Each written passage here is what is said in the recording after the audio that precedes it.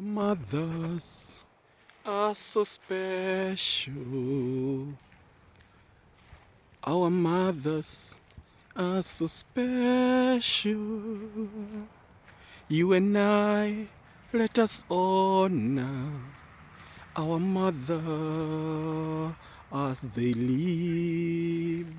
You and I, let us honor our mothers as they live when they live. A few days ago, that was last Friday, a friend of mine who'd been suffering from multiple myeloma for a good time now, maybe for about 3 years, was admitted in the hospital, not for so long, and I did share with you when I went and did some blood donation for her, and that was about Tuesday. And on Friday, the hospital did call me, or nurse, who I will preserve her name.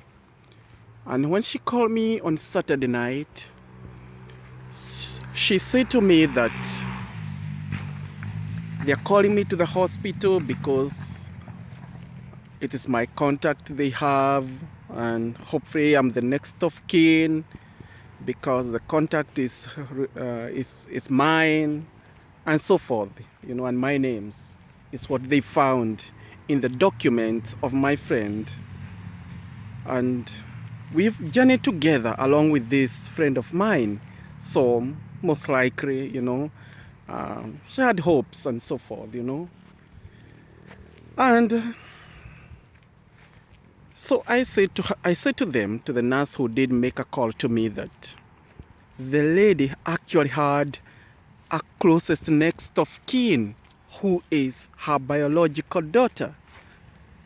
I know for some time the biological daughter, they have not been having a good relationship with the mother, but I didn't know that she was going to be still rude and arrogant when her mother is still in the hospital bed, because she seems to be the one who had a lot of mistakes, However, she was called by the nurses and she did not respond, because she was supposed to go the following morning.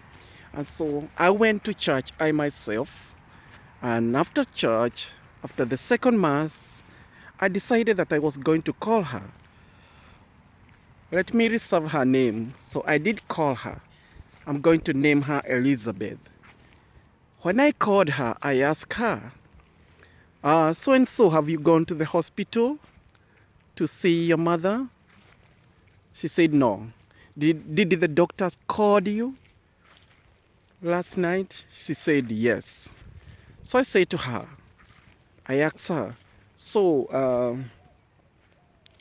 are you going? She said to me, what is happening? I said to her, I do not know what is happening, but it is good that you go and see your mother. Yeah, your mother have been suffering. And I did alert her, actually, from the beginning of December and in the end of December, before we enter into the new year, that her mother's health was deteriorating. She saw my message and she ignored it. She never responded to me. In the message, however, I had narrated what was happening with the health of her mother, which she took for granted. Anyway, I asked her again, so are you going to the hospital? Listen to her response. She said to me, when me feel like. When me feel like means, in a proper grammar, when I feel like, or when I feel like going. So in Patois, it is when me feel like. Patois is the language that Jamaicans speak. it is their mother tongue. A little bit of a twisted English, because if you know the English grammar, you would easily understand patois.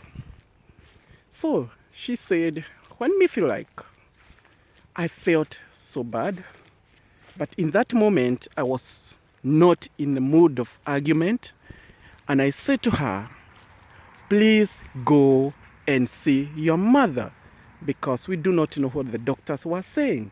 Because something was still, was still revolving or moving in my mind that there must be something that may have happened, because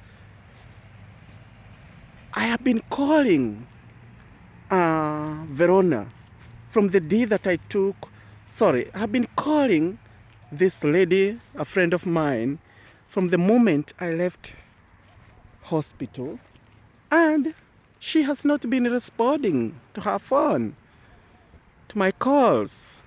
And so I went on and finished the mass and so forth. And when I came back home, my conscience was telling me, still you need to go to the hospital. And when I was about to go to the hospital, I was on my way. My friend's daughter did call me. And when she called me, guess what was the message? Do you know? So-and-so, she died last night. This is her daughter who said to me that her mother passed on last night. What is the message I want to deliver to you? My friends, especially we young people, let us honor our parents, even if we feel like we shouldn't talk to them, in times of danger, in times of sickness, let us be close. I can tell you that now, this person, and I pray that it does not happen, could live in regrets, I am not going to reveal now, what she is telling me, A lot of regrets are coming, a lot of blaming, I did this because of that. I did this because of that. And now she's not there. You cannot talk with her. You cannot reconcile with her. You see? So guys, let us consider our parents as our first priority. Now we are preparing for a funeral. They will never talk again forever. Forever. Forever. They will never share with her mother forever. And she didn't make it worse, because she even stopped her real son to visit her grandma. That is evil. That is not good. So children, youths, young people, let us honor our parents. Let us remember our mothers took care of us. They carried us 9 months. And not only that, they suffered working in the rain. Suffered for all of us to survive. Our guardians too. They deserve honor and respect, because it is necessary. Some of our mothers had to work, us to do menial tasks. Sometimes they had to work in the night.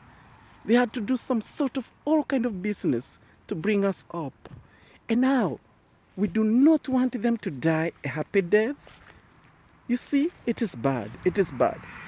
In the second episode of this story, I'm going to share with you what happens, because we harvest what we sow. We reap what we sow. When you sow sadness, that's what you're going to harvest. When you sow joy, you will reap bountifully. So, my dear friends, let us honor our parents as they live. Let us honor our mothers. Our life is just like a flower.